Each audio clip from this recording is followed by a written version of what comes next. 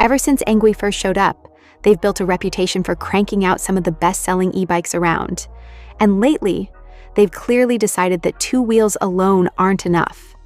The brand has been branching out into different corners of urban mobility, and one of the most interesting additions to their lineup is electric kick scooters. Honestly, it makes total sense. After years of playing with motors, batteries, and frames, jumping into e-scooters feels like a natural next step. ENGWE has even gone a step further by dipping into assisted mobility, with rides like the EASE 2 Pro for folks who want the stability of 4 wheels instead of 2.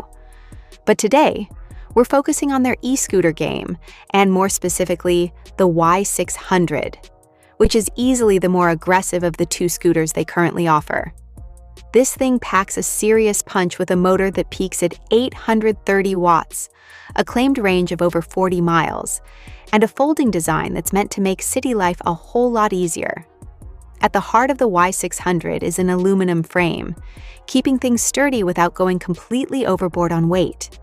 Fully assembled, it comes in at around 24 kilos or 53 pounds, which puts it right in that middle ground. Not exactly feather light, but not a tank either. The folding mechanism sits at the base of the steering column, and ENGWE even highlights it with a red latch so you know exactly where to press. There's also an adjustable steering column, which is always a welcome touch for riders of different heights. One of the standout features here is the full suspension setup. You've got shocks at both ends, including a proper suspension fork up front. ENGWE doesn't specify the travel, but if you've ever ridden a rental scooter with zero suspension, you already know how big of a difference this can make. Tires play a role too, and while ENGWE doesn't clearly state whether these are solid or pneumatic, we do know they're 10 inches wide with a chunky 4-inch cross-section.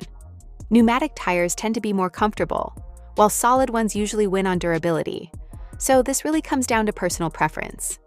Power-wise, the Y600 runs a 500-watt motor with that 830-watt peak, which translates to just over 1 horsepower.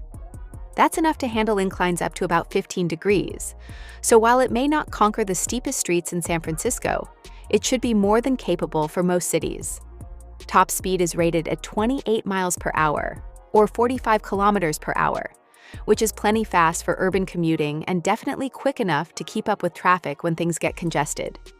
The rear-mounted motor is rated IPX5, meaning light rain and splashes shouldn't be a problem. Range is another strong point. ENGWE claims up to 43.5 miles on a single charge under ideal conditions. Real-world riding will obviously bring that number down a bit, but even then, you're looking at enough juice to ride for a couple of days before needing to plug in again, depending on how far you travel. Rounding things out are mechanical disc brakes, front and rear lighting for visibility, and a centrally mounted display that keeps all your key info right where you need it. ENGWE also lists the Y600 as a seated e-scooter, meaning it's designed to accept a seat. It's not entirely clear if the seat comes standard, but some customer reviews suggest it might.